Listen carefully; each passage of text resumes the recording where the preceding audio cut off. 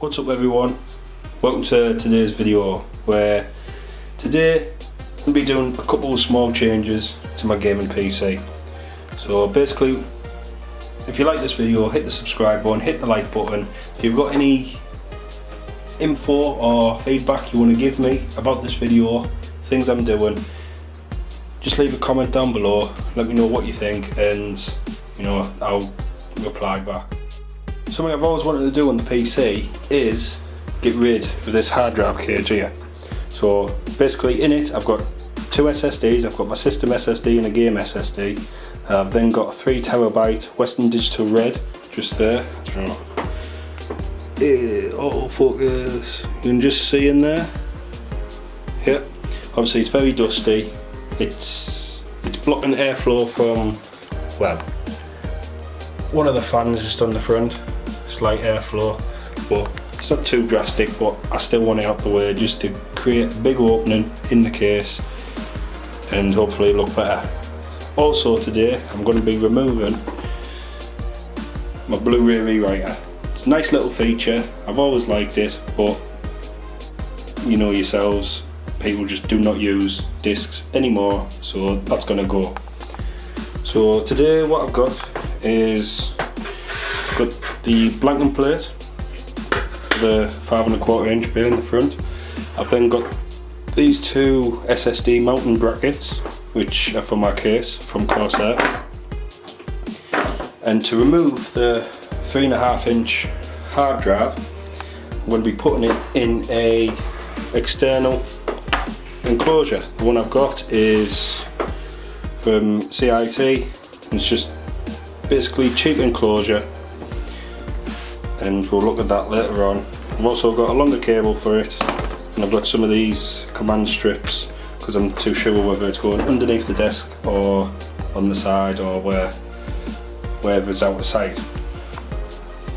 So first thing I'm going to do is I'm going to power down the system and we shall get started. Okay, so far I've removed the two 140mm fans from the front. I've removed the hard drive cage, which is here, and now I'm just going to remove all the SSDs. You can see how old that one is, Agility 3, still going strong. And I've got MX100 for my games, and then I've got my big storage drive, a 3TB Western Digital Red. So yeah, now what I'm going to do is I'm going to put this one to one side, and I'm going to remove these. Yep, 2 screws in each one. I'm going to remove these and put them onto these mounting brackets. Okay, so with the cage now out the way, what I'm going to do is remove the SSDs from these little trays.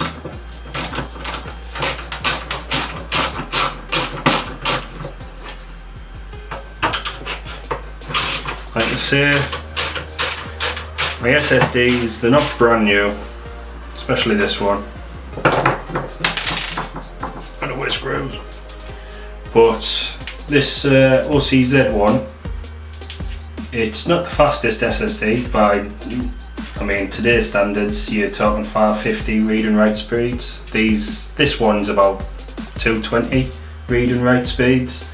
So it's a pretty old SSD. Agility 3. It's getting on a bit, and this is the drive that I am wanting to replace with a M.2 at some point in the future, but it's been strong. I'll probably keep hold of this and show it in a laptop or something and reuse it, because you know, why get rid of something that's reliable. So this bracket we've got here, it's going to go in the case. Basically, the only thing to fit in here, make sure it goes in the right way around. Bit of a design fault for Corsair, because your SSDs actually have to be upside down like that for the way they mount. So basically, I'm going to show you how it mounts. Okay, so in this bit here where the hard drive cage used to be, we now have this big open space. Obviously I've got my hand in front of the front intake, and basically these mounts, see how fiddly they are to actually fit.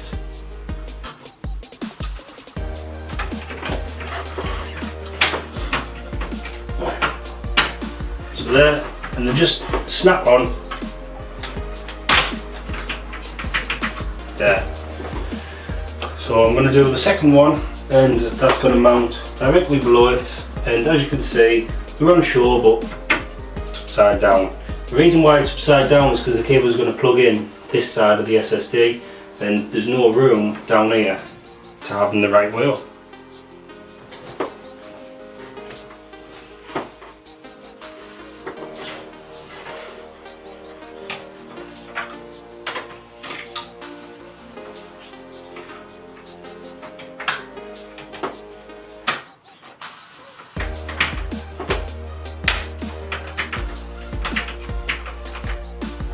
So next I'm going to remove the Bluray drive, which is really simple.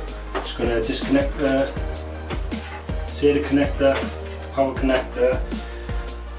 If I remember rightly, I just need to pull this and push it out. There we go, just like that.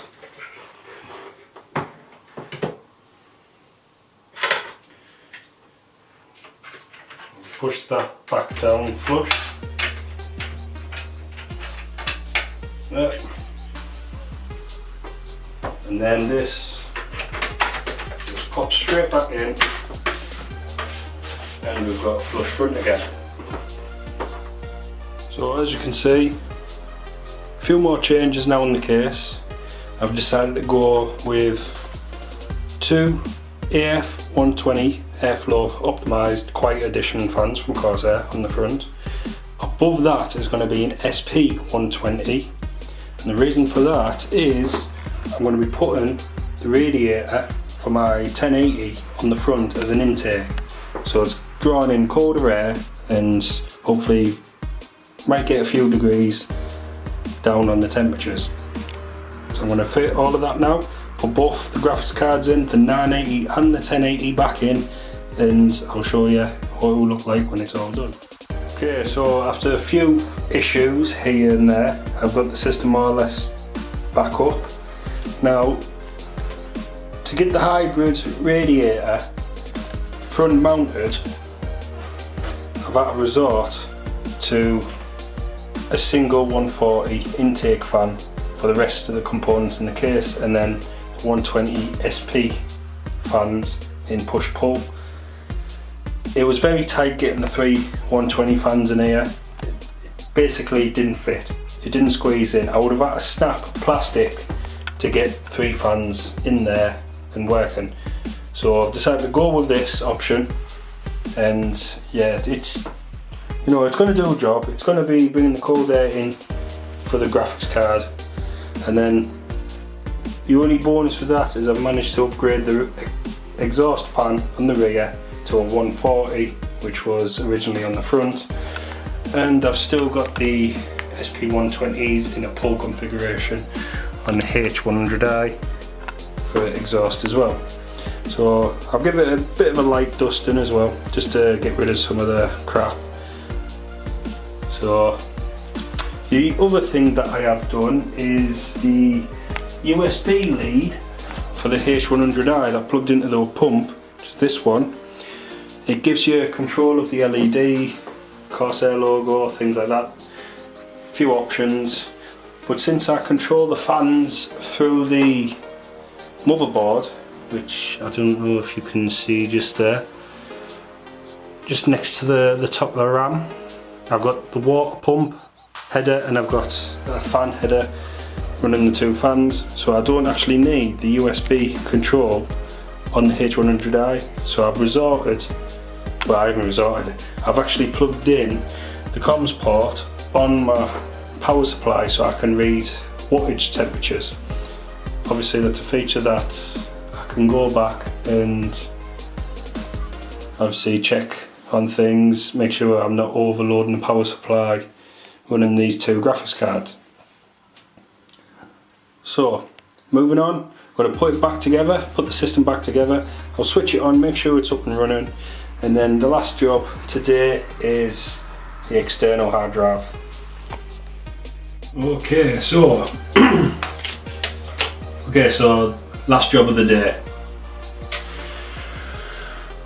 I'm going to be putting my what used to be my internal storage drive, 3 TB Western Digital Red, and I'm going to be putting it in this external enclosure from CIT.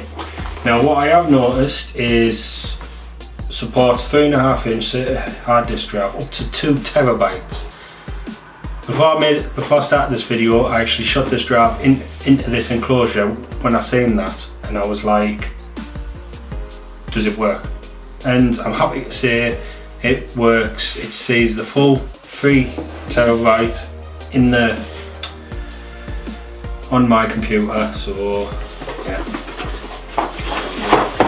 Get it opened up, then obviously I bought an extra Amazon Basics USB cable, just for the extra so I have a bit more freedom of where I can put it. So in the box you've got the enclosure itself. Like I say, I've already had this out once. I put it back just to show you what it is. So it's got power connector, it's got a USB connector, and it's got this on-off switch.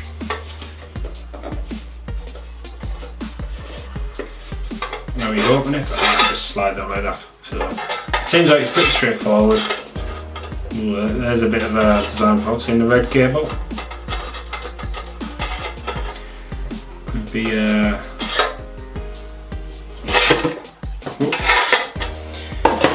So what else do you get in the box? You get obviously a short USB cable.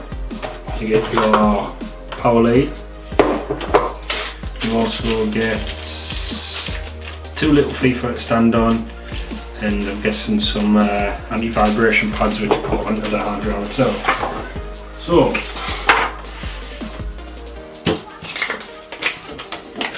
quick read of the manual.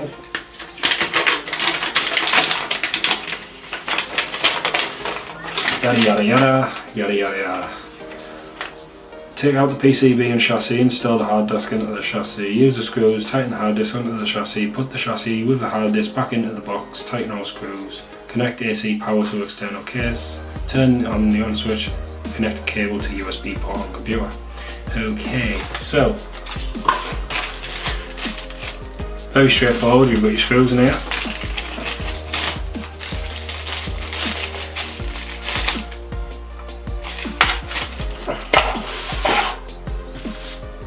See now.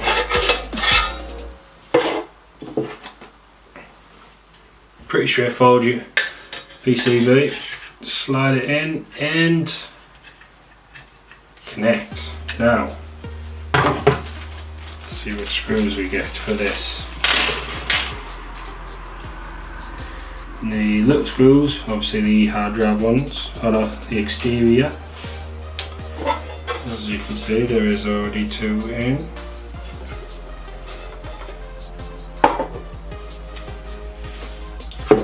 Let's see.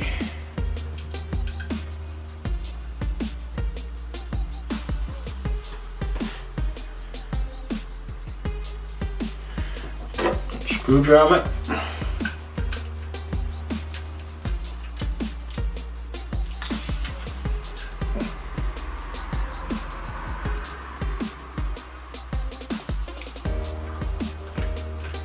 Obviously, with all mechanical drives, you want a pretty solid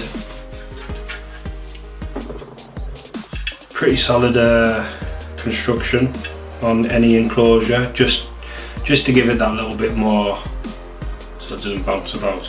I'm going to get this one in now. Obviously, if you drop a hard drive hard enough, it will break the insides. Much unlike newer solid state drives, which are much stronger, tougher. Obviously there's no moving parts, so they can be pretty tightly built. The only thing the manufacturer has to consider is temperatures. Yeah, so that slides in there like so, nice and snug.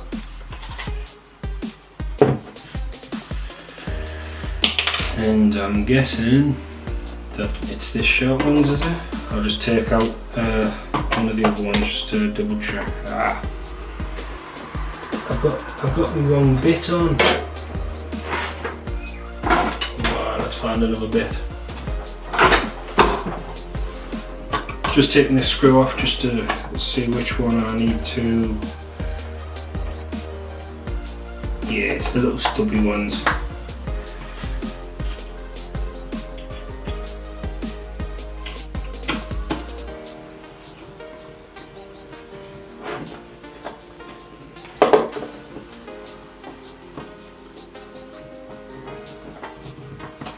There we go. There's one in.